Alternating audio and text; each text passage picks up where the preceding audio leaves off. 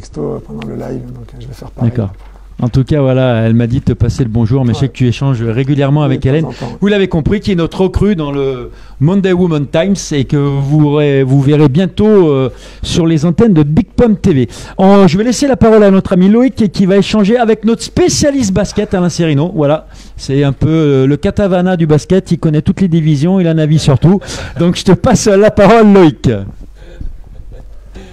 Bien, Alain, après ces éloges faits par ton ami de toujours, Olivier, on va parler de la N2 masculine, parce que on a Sorgue qui est à côté, on a Sapela, on a quelques locaux.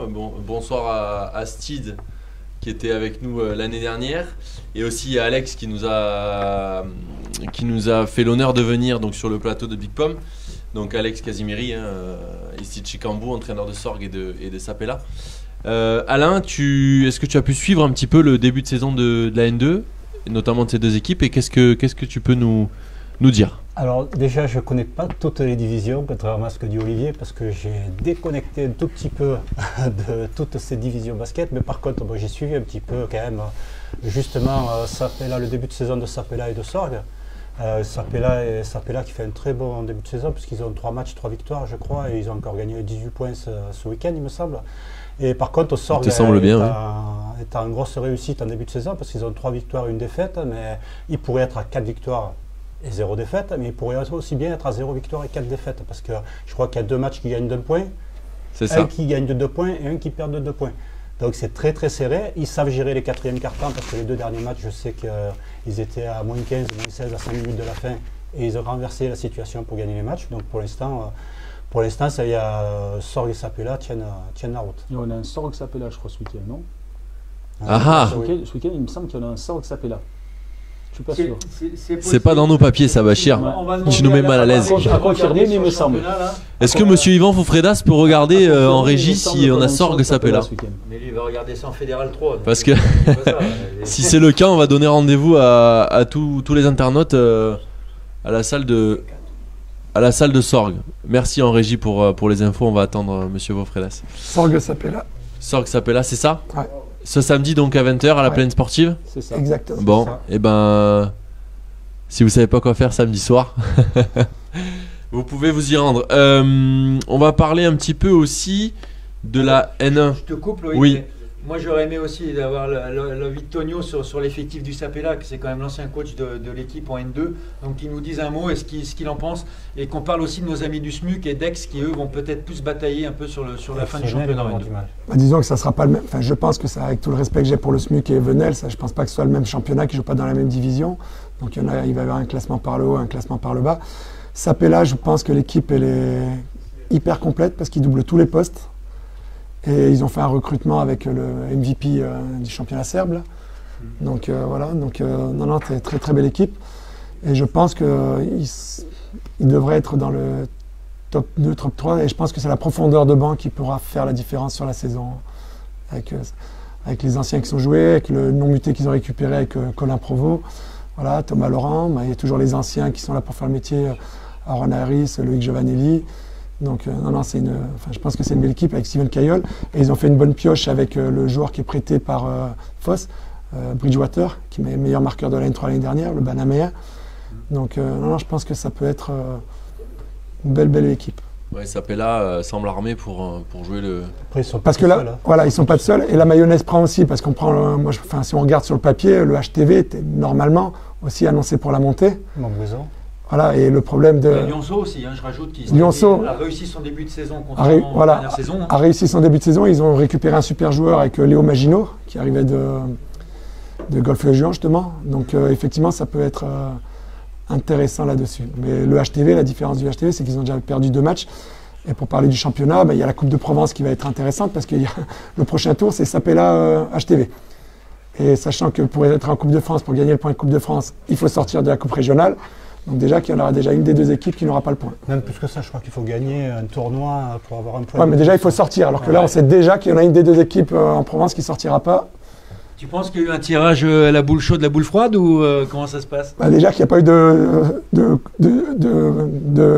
wildcard ou d'arrangement où il n'y a pas eu de tirage protégé. Je sais que dans certaines ligues, ils s'arrangent pour protéger les équipes et qu'au final, là, apparemment, ça a été un tirage global et donc ça s'appelle la... C'est vrai, pour parler du Lyonnais, je sais que sur la Coupe, ils mettent un peu des têtes d'affiche et ça évite un peu que les équipes se rencontrent au début. Mais après, chaque ligue... Chaque libre est libre de faire chaque libre est libre de faire sa qualification pour sortir un qualifié. Donc, après, est-ce que Bernard, vous suivez le basket, on va dire, amateur, donc National 2 ? Pas trop. J'ai un petit peu l'USAP parce que... C'est bien ça. Parce que, oui, mais enfin, le nouveau patron de l'USAP, je le connais depuis... Patrick Chen. 50 ans. On a fait pas mal de bêtises ensemble, on va dire. Voilà. Il nous regarde pas, on le dira pas. C'est un Lyonnais, hein, Patrick. Encore un. Mais autrement, c'est vrai que je ne suis pas vraiment. Moi, l'époque, c'était l'époque de Zaniel à Avignon, c'était tous ces gens-là, quoi. C'est vieux. C'est ça, mais là aussi, vous parlez de Philippe Zaniel, que nous on connaît bien sûr. Mais quand vous discutez avec les jeunes joueurs, moi je leur parle d'Antoine Rigaudot, ils ne savent pas qui c'est. Et Antoine Rigaudot, c'est quand même pas 1974. Hein.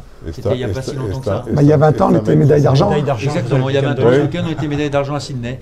Et des joueurs, tiens, ça serait marrant de poser la question, de citer le nom des 10 joueurs, des 12 joueurs qui ont été médaillés aux jeunes générations, aux cadets, aux U17 de nos clubs. Je ne suis pas certain qu'ils en connaissent beaucoup. Et quand je dis ça... Ils se rappelleront que du dunk de Carter sur Weiss. Exactement. Je suis même pas persuadé. Et Antoine est un mec très sympa qui est à Valence. Mais à l'époque, ils n'étaient pas nés. Et qui fait avec nous un tournoi vintage avec Jean-Paul Robatet, qui n'a pas pu se faire cette année à cause du Covid. Qui devait avoir lieu à Prissé. Hein. Voilà, qui va avoir lieu à Prissé. On a une réunion préparatoire et il y aura Antoine qui viendra. Mais même Alain Gilles, les jeunes, ils ne connaissent pas Alain Gilles. Pourtant, et ça c'est plus que malheureux.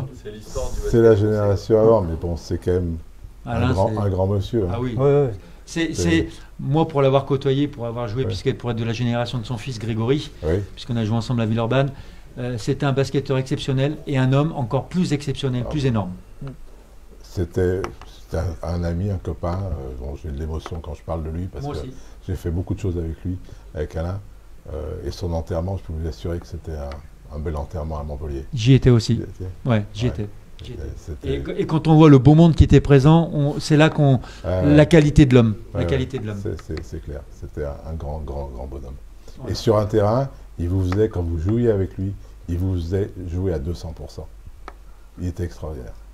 Moi, une anecdote sur Alain, puisque moi aussi, quand on en parle, je suis empreint d'émotion parce que j'ai joué avec Greg et j'étais à Montpellier Basket aussi avec lui. Je me souviens quand on allait chez Greg après les matchs, donc j'étais Benjamin à Villeurbanne, ça lui arrivait de nous prendre au lancer franc alors qu'Alain il jouait plus depuis des années, hein, mais pas une fois on le battait. Pas une fois on le battait. Il était exceptionnel. Il était bon au rugby aussi. Il était bon au foot. Il a joué parfois en 3e ligne au rugby. C'était un grand homme. Loïc, je te laisse la parole.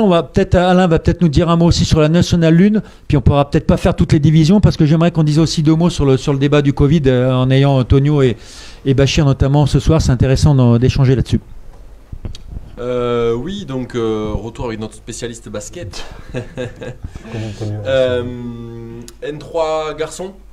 Est-ce qu'on peut avoir ta vision de la saison qui arrive ou pas? Tonio a donné son avis. Je crois qu'il connaît mieux que moi la Nationale 3. Enfin, je l'ai connue, maintenant je la connais beaucoup moins puisque je n'entraîne plus. Mais comme il dit, j'ai vu que Calas avait fait un bon début de saison. Mais bon, il y a d'autres équipes qui sont pas mal. Mais bon, après ça va être compliqué parce que justement il y a le Covid. Il y a déjà eu beaucoup de matchs de reportés. Quand ces matchs vont avoir lieu, on ne sait pas. Donc la saison risque d'être perturbée justement par le débat qu'on va avoir après, je pense. Merci Alain. On va parler sur le sujet qui fâche, auquel on peut pas déroger ce soir. C'est le Covid. Donc c'est une question qu'on pose à tout le monde. Donc n'hésitez pas à prendre la parole ou autre. On se posait la question avec Olivier si l'égalité était respectée par rapport à ceux qui peuvent s'entraîner ou pas et qui doivent jouer dans les championnats de ligue et fédérale. Bernard, quel est votre avis là-dessus? Non, clairement, je pense que l'équité ne sera pas respectée. Mais qu'est-ce qu'on peut faire contre? je ne vois pas grand-chose, je ne vois pas comment on peut lutter contre cela et mettre en place, quel système on peut mettre en place pour respecter l'équité. C'est très difficile. Donc cette année, on va avoir un championnat à tous les niveaux qui va être complètement bouleversé. Alors, sur les très hauts niveaux, est-ce qu'ils vont arriver à faire, sur les Pro A ou sur l'Euroleague, est-ce qu'ils vont arriver à faire ce qu'ils ont fait en NBA aux États-Unis, regrouper, faire un énorme tournoi? Je ne sais pas, mais de toute façon, tous les championnats vont être perturbés. Et il n'y aura pas d'équité. Est-ce qu'il y aura un champion? Est-ce qu'on doit avoir un champion? Je ne suis pas sûr qu'on doit avoir un champion dans tous les championnats. Bachir, toi qui touche du doigt le problème, puisque la mairie de Tarascon a décidé de fermer les gymnases depuis 15 jours, qu'est-ce que tu en penses par rapport à ça? Est-ce que tu penses que tu es sur le même pied d'égalité que des garçons qui s'entraînent toute la semaine, ce qui n'est pas trop ton cas, même si tu essaies de faire au mieux, on sait, sur les semaines compliquées que tu traverses? Moi j'ai connu des clubs où j'avais la chance d'avoir les clés du gymnase ou de pouvoir avoir des fois peut-être tout simplement une municipalité un peu plus proche du club. Et à ce moment-là, forcément la notion on va dire d'équité, je l'aurais vu différemment. Mais voilà, pour rester totalement objectif, non, il n'y a pas d'équité. Cette année, il ne faut pas qu'on parle d'équité. Cette année, on ne peut pas m'expliquer, comme j'entends des fois, qu'une personne qui va se présenter pour jouer un match le samedi sera sur le même pied d'égalité sans s'être entraîné pendant des fois une semaine, 15 jours. Nous, peut-être qu'on va être à 3 semaines. Alors, je vais mentir si je dis qu'on ne s'est pas entraîné. Mais on a gratté un demi-terrain, on a fait 60 bornes pour aller s'entraîner à Arles sur un demi-terrain. Et je remercie les dirigeants d'Arles, les dirigeants de Saint-Martin-de-Croix, ceux de l'USAP qui vont m'accueillir, ceux de Pernes qui vont m'accueillir. Pour gratter des bouts de terrain comme ça. Mais j'ai des joueurs qui ne peuvent pas venir parce que les horaires qu'on me propose pour m'entraîner, forcément je prends ce qu'on me donne. Il y en a qui ne peuvent pas être là. Des fois ça fait loin pour certains.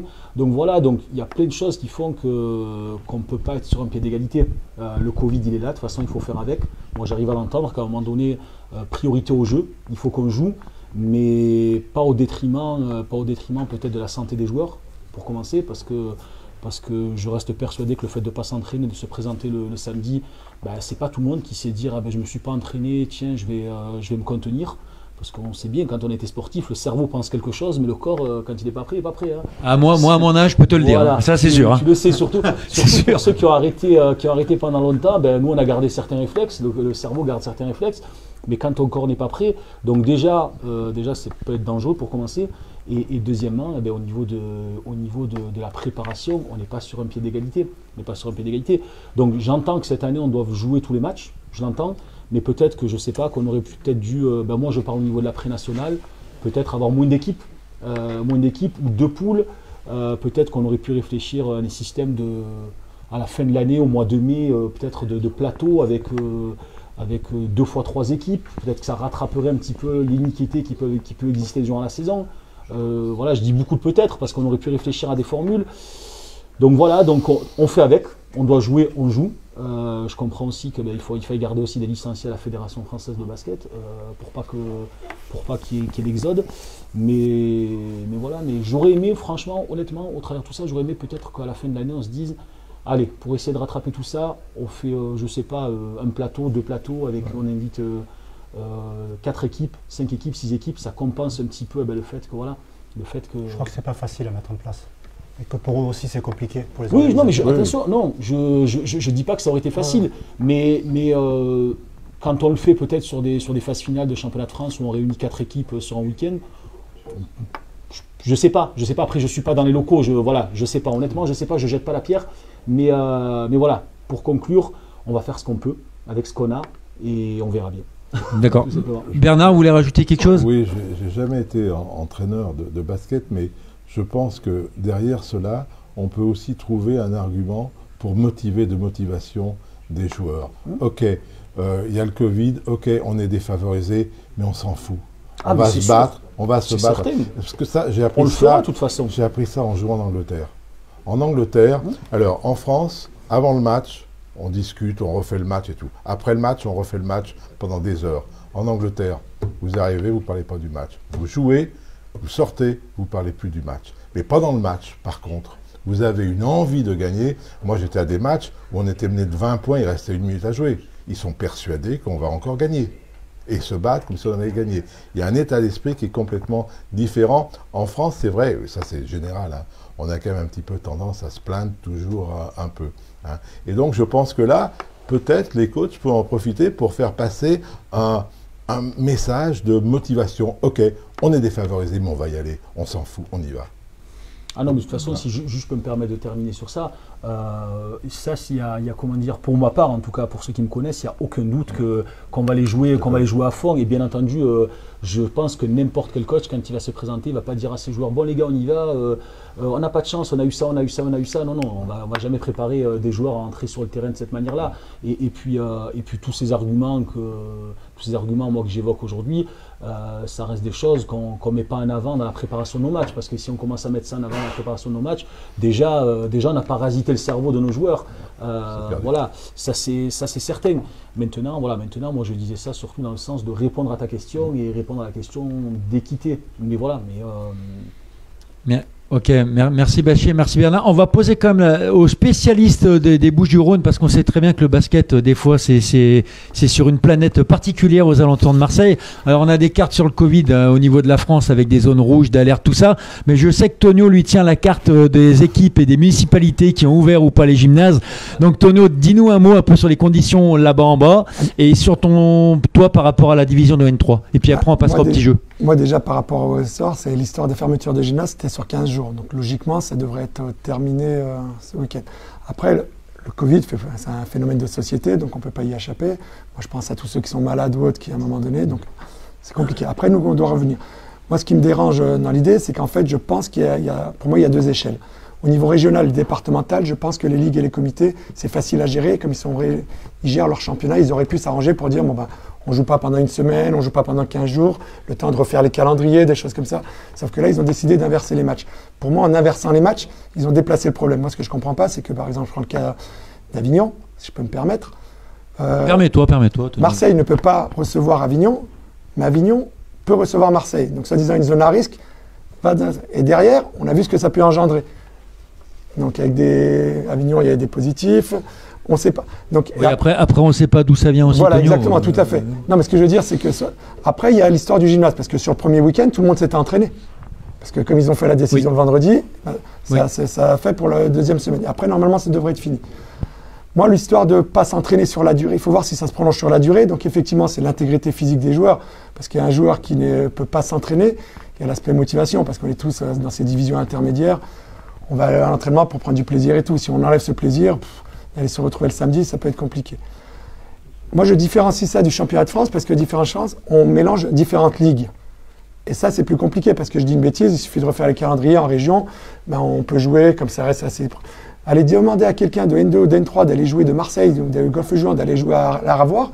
Les mecs, s'ils ne sont pas pros, techniquement, à part prendre une RTT, je ne vois pas comment c'est possible. Et c'est là où la durée, c'est là où moi je me questionne sur la durée. Je prends le cas de Christophe qui a déjà 2 matchs de retard. On prend le cas en N2, Tremblay. 4 matchs de championnat, ils en ont fait 0.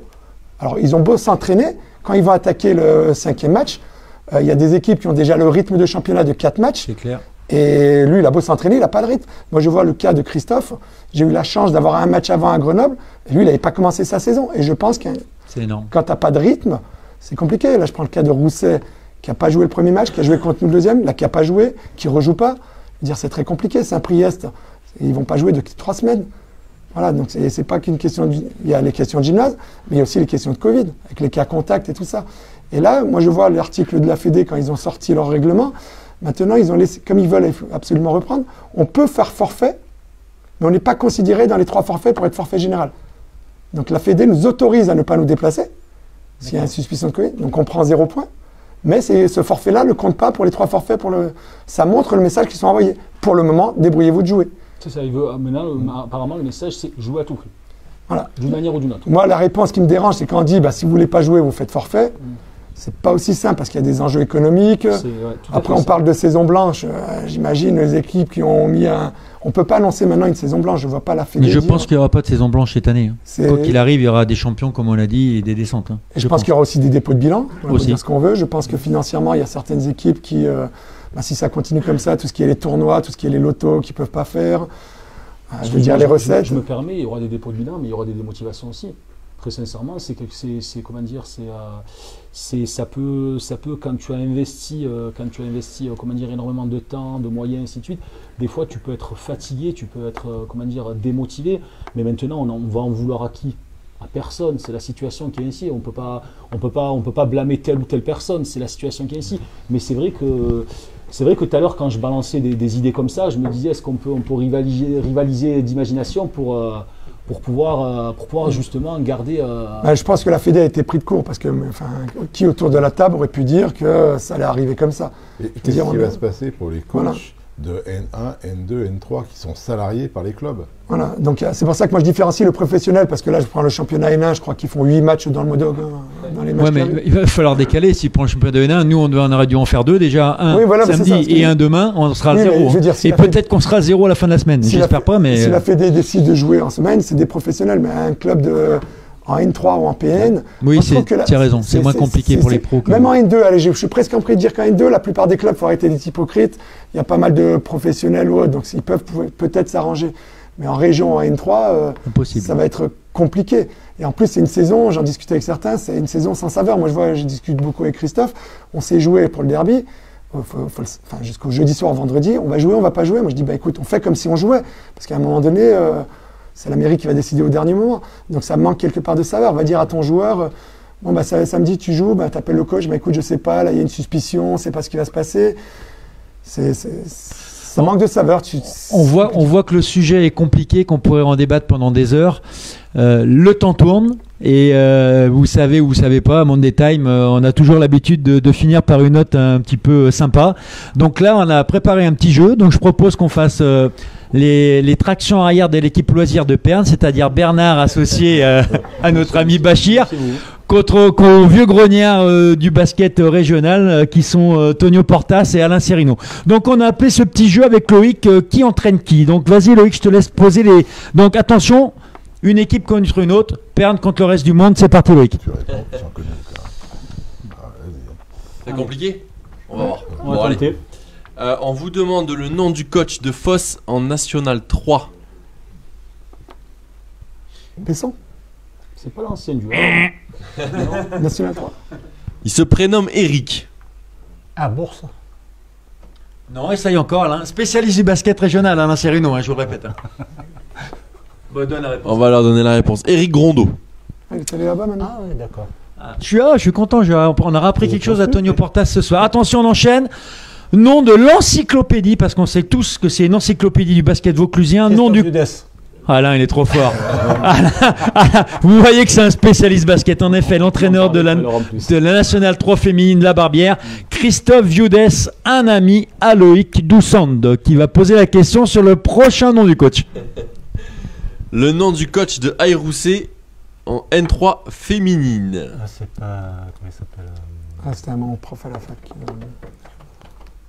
Jean-Christophe Boréani. Exact. On peut attribuer un petit point. Ouais, un petit point. Depuis janvier 2020, on remercie Christophe Samat parce que c'est lui qui m'a donné l'info. Je n'arrivais pas à trouver l'info. Donc merci Christophe. Vas-y, enchaîne Loïc. Allez, le nom du coach du SMUC en National 2 masculine. Marty Zamora. Marty Zamora, exact, Tonio. Les Pernois, va falloir se réveiller. Bachir, on compte sur toi. Ah non, je vais passer à cette question-là. Peut-être que Bernard va trouver. C'est sur Lyon? Non. C'est pas sur Lyon. Le nom du coach d'Aubagne en N3 masculine. Christophe Samat. Et c'est une femme. Odile Santaniello. Odile Santaniello. Ça vous parle, Bernard? Non. Oh, Odile Santaniello, le Michael Jordan du basket ex-WA, qui a fait une carrière exceptionnelle comme joueuse. Et d'ailleurs, mon petit doigt me dit qu'on va peut-être pas tarder à la voir sur des émissions du Big Pomme, mais ça on verra plus tard. On en a parlé tout à l'heure, le coach du Sapella en N2. Alexandre Casimiri. Allez, un point chacun. Je te laisse terminer, Olive. Ouais, tiens, allez, on va faire, puisqu'on va rester un peu dans les anciens joueurs, attention, il va falloir aller très vite. Le nom du coach du Canet en National 2 masculine? Maxime Zermeni. Allez, on donne un point à Bachir, il a été plus rapide. Et on voit que même sans entraînement, il est toujours aussi rapide, notre ami Bachir. Loïc, je vais te laisser conclure. Donc on va dire quoi, que l'équipe Serino-Portas l'emporte d'une courte tête, c'est ça? On peut dire ça. C'est gentil. On peut dire ça. C'est l'heure pour nous de remercier tous nos invités d'être venus ce soir donc, sur le plateau de Big Pomme TV. On en profite pour vous rappeler les dates. Je reprends mes notes. Donc pour lundi prochain, le Monday Time foot avec Rachid et Julien, donc lundi 12 octobre. Le 19 octobre, nous souhaiterons la bienvenue à nos femmes, donc Hélène et Marine pour le Monday Woman Time. Et enfin avec Karoum et Yvan, le Monday Time Rugby, donc le 26 octobre. Ils termineront le mois. On vous rappelle qu'il faut évidemment liker, commenter et nous suivre au maximum sur les réseaux, également sur le site de Big Pomme TV. On remercie nos partenaires. Olive, j'ai peut-être oublié quelque chose ? Non, Loïc, tu as été parfait comme d'habitude, comme ta femme Léa le dirait, mais elle a dit cet après-midi encore. Donc on vous souhaite à tous une bonne fin de semaine. N'oubliez pas de regarder les amis sur les émissions Big Pomme. On fait un big up aux deux filles qui rejoignent la team, et puis nous on va se retrouver le mois prochain. Bonne semaine et bon mois à tous. Bye bye, ciao. Au revoir. Bye bye. Merci. Au revoir.